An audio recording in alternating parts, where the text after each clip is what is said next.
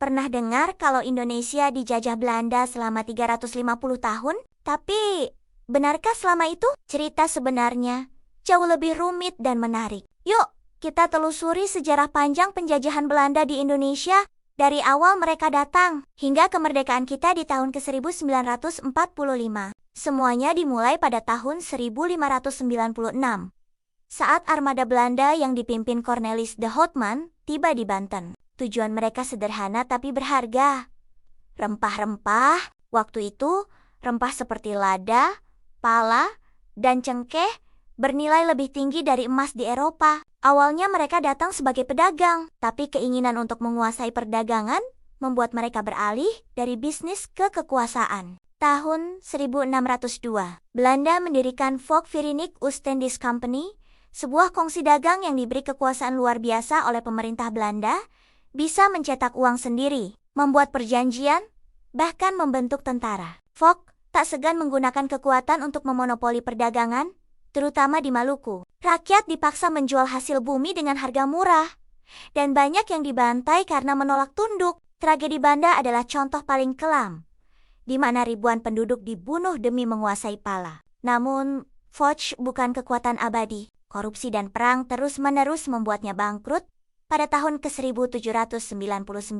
Tapi berakhirnya Volk bukanlah akhir dari penjajahan. Justru saat itulah Belanda mengambil alih langsung wilayah-wilayah bekas kekuasaan Volk dan memulai masa kolonialisme yang lebih sistematis. Salah satu sistem terkejam yang diterapkan adalah tanam paksa atau kultuurstelsel. Rakyat dipaksa menanam tanaman ekspor seperti kopi dan tebu di atas tanah mereka sendiri. Kemudian, hasilnya diambil oleh pemerintah Belanda. Sementara rakyat kelaparan, Belanda menumpuk kekayaan dari hasil bumi Indonesia. Namun rakyat tidak tinggal diam. Perlawanan demi perlawanan bermunculan di berbagai daerah. Di Jawa, Pangeran Diponegoro memimpin perang besar pada tahun 1825 hingga ke 1830. Di Aceh, Kat Nyak Dien dan Teku Umar bertempur dengan gagah berani. Di Maluku ada Patimura, dan di Minangkabau muncul Imam Bonjol. Meski banyak dari perlawanan itu berakhir dengan kekalahan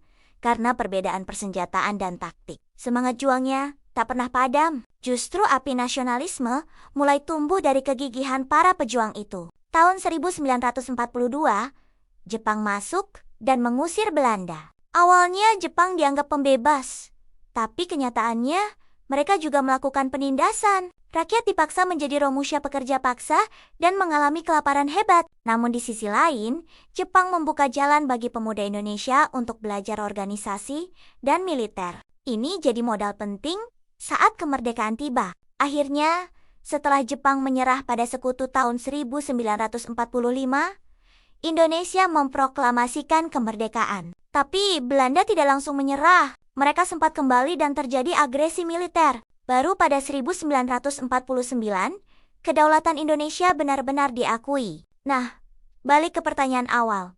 Apakah benar kita dijajah 350 tahun? Tidak sepenuhnya, angka itu lebih simbolik. Karena tidak semua wilayah Indonesia dikuasai Belanda secara bersamaan sejak awal. Misalnya, Aceh baru benar-benar dikuasai Belanda menjelang abad ke-20. Jadi, meski penjajahan berlangsung lama dan menyakitkan, angka 350 tahun bukan hitungan pasti, melainkan cerminan panjangnya penderitaan bangsa ini. Sejarah ini mengajarkan kita tentang kekuatan, daya tahan, dan semangat juang bangsa Indonesia. Kalau kamu suka kisah sejarah seperti ini dan ingin terus belajar dari masa lalu, jangan lupa subscribe dan nyalakan loncengnya ya.